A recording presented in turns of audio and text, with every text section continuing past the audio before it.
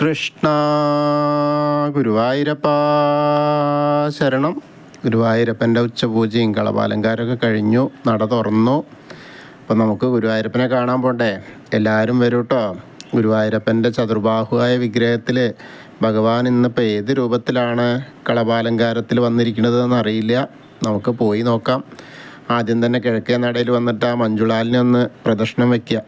അപ്പോൾ ആ മഞ്ജുളാലിൻ്റെ അടുത്ത് വെങ്കല ഗരുഡ ശില്പവും അതേപോലെ കുചേലൻ്റെ ശില്പമൊക്കെ കാണാം. മഞ്ജുള വാരസ്യാരെയൊക്കെ ഒന്ന് സ്മരിച്ച് നമ്മളങ്ങനെ വന്ന് അടുത്തതായിട്ട് അത്തിമര ഗണപതി ക്ഷേത്രത്തിൽ വന്ന് ഗണേശനെ കണ്ടു തൊഴാം. സർവ്വവിഘ്നങ്ങളും മാറ്റിത്തരാൻ വേണ്ടി പ്രാർത്ഥിക്കാം. പിന്നീട് അങ്ങനെ വരുമ്പോൾ ആ കാളിയമർദ്ദന രൂപം കണ്ടു തൊഴാം. പിന്നീട് നേരെ നമ്മൾ വന്ന് ഗോപുരവാതിൽ കിടക്കുകയാണ്. ഗോപുരവാതിൽ കിടക്കുമ്പോൾ കൊടിമരവും വലിയ ബലിക്കല്ലും ഗജരാജൻ കേശവൻ്റെ 2 കൊമ്പുകൾ, അതിൻ്റെ നടുക്കുള്ള ലക്ഷ്മി ദേവിയൊക്കെ കണ്ട് തൊഴുത് നേരെ വാതിൽപ്പടി കയറുക. വാതിൽപ്പടി കയറുമ്പോൾ ഇടതുവശത്തെ മേൽപ്പത്തൂരിൻ്റെ പീഠവും കടാവിളക്കൊക്കെ കാണാം. വലതുവശത്തെ ആദ്യത്തെ തൂണ് നോക്കി തൊഴുത് നമ്മൾ ഭഗവാന്റെ ശ്രീലകത്തേക്ക് ഇങ്ങനെ നോക്കുകയാണ്. ശ്രീലകം നിറച്ച് വിഗ്രഹം, ആ ചതുർബാഹുവായ വിഗ്രഹം നിറച്ചുമുള്ള രൂപാട്ടോ. ഒന്ന് കാൽപാദങ്ങൾ കാണാണ്ട്, കാൽ തളകൾ അണിഞ്ഞിട്ടുണ്ട്, കുറച്ച് വലിയ രൂപത്തിലാണ്. അങ്ങനെ നോക്കുമ്പോൾ ആ കളഭം കൊണ്ട് തന്നെ ഏകദേശം പാളത്താറ് പോലെ എടുത്തിട്ടുണ്ട്, മഞ്ഞ പട്ട് ഉടുത്ത പോലെ. അങ്ങനെ മുകളിലേക്ക് നോക്കിയാൽ അരയിൽ അരമണി കാണാണ്ട്, കിങ്ങിണിയൊക്കെ കാണാണ്ട്, പിന്നെ മുകളിലേക്ക് ഇങ്ങനെ നോക്കിയാൽ മാറത്ത് ഒരു മാങ്ങാമാല, ഒരു പതക്കം പോലത്തെ മാല, ഒരു വളയം പോലത്തെ മാല, അതേപോലെ കൈവളകൾ കാണാണ്ട്, തോൾവളകൾ കാണാണ്ട്. ഇന്നിപ്പോൾ എങ്ങനെ വെച്ചാൽ ശംഖ് ചക്ര ഗദാപത്മത്തോട് കൂടിയിട്ട് നാരായണനായിട്ട് മഹാപ്രഭുവായിട്ടാണ്, ഗുരുവായൂരപ്പനായിട്ടാണ് ശ്രീലകത്ത് നിൽക്കുന്നത്. അതാണ് കാഴ്ച. അതാണ് നിറച്ചുണ്ടേ. ആ ചതുർബാഹുവായ വിഗ്രഹം നിറച്ചും ആ കളഭം കൊണ്ടുള്ള അലങ്കാര. അപ്പോൾ ഗുരുവായൂരപ്പൻ തന്നെ അങ്ങോട്ട് വന്ന് നിൽക്കുകയാണ്. അപ്പോൾ നല്ല രസമാണ്. അപ്പോൾ ശംഖും ചക്രവും കൊടുത്തിട്ടുണ്ട് സ്വർണത്തിൻ്റെ. പിന്നെ ഗദ ചന്ദനം കൊണ്ട് ചാർത്തിയിട്ടുണ്ട്. പത്മം ഒരു താമരപ്പൂവ് കൊടുത്തിട്ടുണ്ട്. പിന്നെ തിരുനെറ്റിയില ഗോപീതിലകം വെച്ചിട്ടുണ്ട്. നല്ല പുഞ്ചിരിച്ചിട്ടാണ് നിൽക്കുന്നത്. എല്ലാ ഭക്തരെയും കാത്ത് രക്ഷിക്കാനായിട്ട് എല്ലാവർക്കും ദർശനഭാഗ്യം നൽകിയും കൊണ്ട് നിൽക്കുകയാണ് നമ്മുടെ പൊന്നു ഗുരുവായൂരപ്പൻ. അപ്പോൾ എല്ലാവരും കണ്ടോളൂ കേട്ടോ. പീലി തിരുമുടിയൊക്കെ കെട്ടിയിട്ട് എന്താ പറയുക, സ്വർണത്തിൻ്റെ കിരീടമൊക്കെ വെച്ചിട്ടുണ്ട്.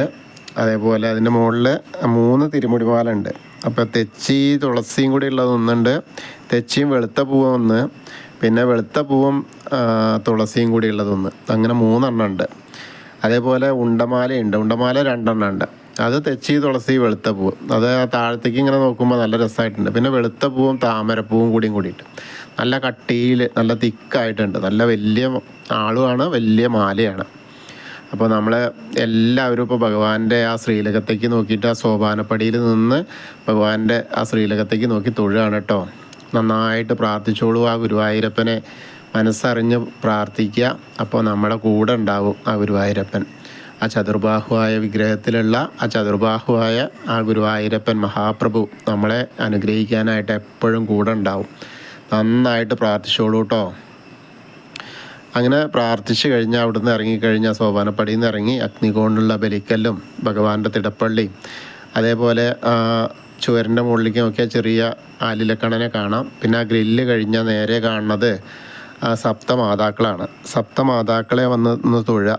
അതിനുശേഷം നേരെ ഗണപതിനെ കാണാനായിട്ട് പോവാം. ഗണേശനെ കാണുമ്പോൾ നല്ല രസമാണ്.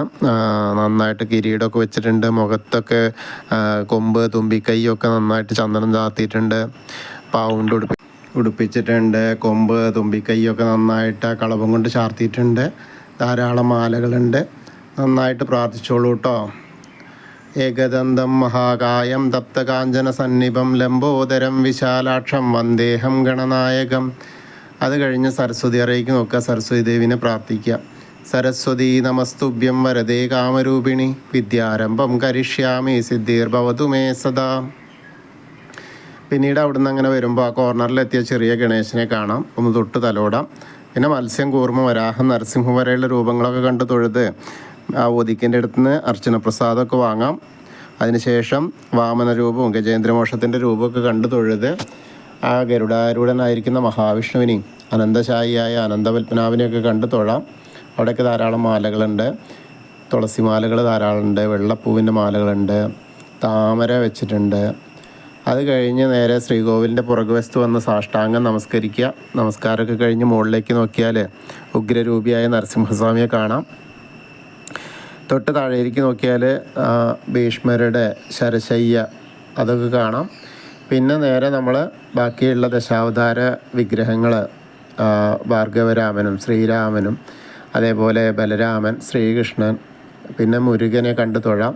പിന്നീട് ഹനുമാൻ സ്വാമിയെ കാണാം. ഹനുമാൻ സ്വാമിയുടെ അവിടെ ഒരു വെറ്റിലമാല ഉണ്ട്, ഒരു ലിഖിതമാല ഉണ്ട്, കുറച്ച് കുങ്കുമമുണ്ട്. അപ്പോൾ നമുക്ക് പ്രാർത്ഥിക്കാം. ത്വമസ്മിൻ കാര്യനിര്യാഗേ പ്രമാണം ഹരിസത്തമ ഹനുമാൻ യജ്ഞമാസ്തായ ദുഃഖക്ഷയകരോഭവ മനോജവം മാരുതതുല്യവേഗം ജിതേന്ദ്രിയം ബുദ്ധിമതാം വരിഷ്ടം വാദാത്മജം വാനരയൂതമുഖ്യം ശ്രീരാമദൂതം ശിരസാ നമാമി. ബുദ്ധിർബലം യശോധൈര്യം നിർഭയത്വം അരോഗത അജാഡ്യം വാക്പടുത്തം ഹനുമസ്മരണാത് ഭവേത്. ഓം നമോ ഭഗവതേ ആഞ്ജനേയായ മഹാബലായ സ്വാഹ. ഹനുമാൻ സ്വാമിയെ കണ്ട് തൊഴുത് ആ രാധാകൃഷ്ണ വിഗ്രഹവും കാളിയമർദ്ദന രൂപവും വെണ്ണക്കണ്ണനെയൊക്കെ കണ്ട് തൊഴാം. പിന്നീട് ഓവൻ്റെ അവിടെ നിന്ന് പ്രാർത്ഥിക്കാം. തൊട്ടടുത്തുള്ള താമരക്കണ്ണനെയും കണ്ട് തൊഴുത് കിഴക്ക് വശത്തേക്ക് മുകളിലേക്ക് നോക്കിയാൽ കൊടിമരവും താഴത്തേക്ക് നോക്കിയാൽ മണിക്കിണറും കണ്ട് തൊഴാം. പിന്നെ ആ ഗ്രില്ലിന് അപ്പുറത്തേക്ക് നോക്കിക്കഴിഞ്ഞാൽ ഭഗവാന്റെ നൃത്ത അറയും കെടാവൾക്കൊക്കെ കാണാം.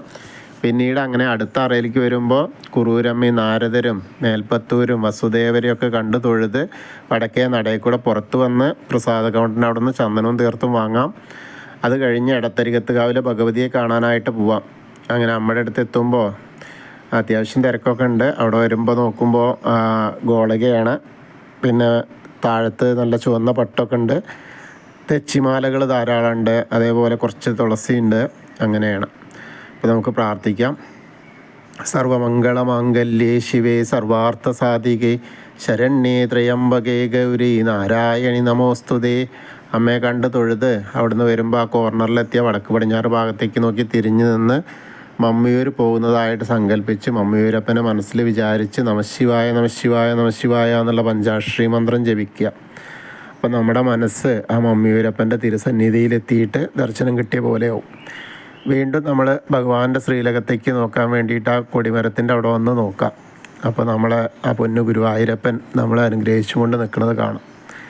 പിന്നീട് കൂത്തമ്പലത്തിലെത്തിയിട്ട് ആ കിടാവൾക്ക് കണ്ട് തൊഴാം. പിന്നീട് അയ്യപ്പസ്വാമിയെ കാണാം. അയ്യപ്പസ്വാമിയെ കണ്ട് പ്രാർത്ഥിക്കാം. ഭൂതനാഥ സദാനന്ദ സർവഭൂതദയാപര രക്ഷ രക്ഷ മഹാബാഹു ശാസ്തേ സ്തുഭ്യം നമോ നമ. അങ്ങനെ പടിഞ്ഞാറ് നടയിൽ വന്നിട്ട് ദീപസ്തംഭത്തിൻ്റെ മുകളിലുള്ള വേണുഗോപാലനെയും കൊടിമരത്തിൻ്റെ മുകളിലെ ഗരുഡധ്വജനെയും കണ്ട് തൊഴുത് നേരെ പടിഞ്ഞാറ് നടയിൽ കൂടെ പുറത്ത് വന്ന് രുദ്രതീർത്ഥക്കുളത്തെ പ്രദക്ഷിണം ചെയ്യുക. പ്രദക്ഷിണം ചെയ്യുമ്പോഴേക്കും നടുക്കിലേക്ക് നോക്കിയാൽ കാളിയമർദ്ദന രൂപിയെ കണ്ട് തൊഴാം. പിന്നീട് നാരായണാലയത്തിൽ വന്നിട്ട് അപൂന്താനം തിരുമേനി പൂജിച്ചിരുന്ന ഉണ്ണിക്കണ്ണൻ്റെ വിഗ്രഹം കണ്ട് തൊഴുത് നമ്മൾ ഭഗവതി നടയിലും കിഴക്കേ നടയിലും വന്ന് തൊഴാം. പിന്നീട് തെക്കേ നടയിലേക്ക് എത്തി കൂവളത്തെ ഒന്ന് പ്രദക്ഷിണം ചെയ്യുക. അപ്പോൾ നമ്മൾക്ക് ആ ഗുരുവായൂരപ്പൻ്റെ ഇന്നത്തെ ഉച്ചപൂജയും കളപാലങ്കാരമൊക്കെ കണ്ട് തൊഴുതു. എല്ലാവർക്കും ആ ഗുരുവായൂരപ്പൻ്റെ അനുഗ്രഹം ലഭിക്കും. കൃഷ്ണായ വാസുദേവായ ഹരയേ പരമാത്മനെ പ്രണതക്ലേശനാശായ ഗോവിന്ദായ നമോ നമഃ. ഹരേ കൃഷ്ണ. ഗുരുവായൂരപ്പ ശരണം.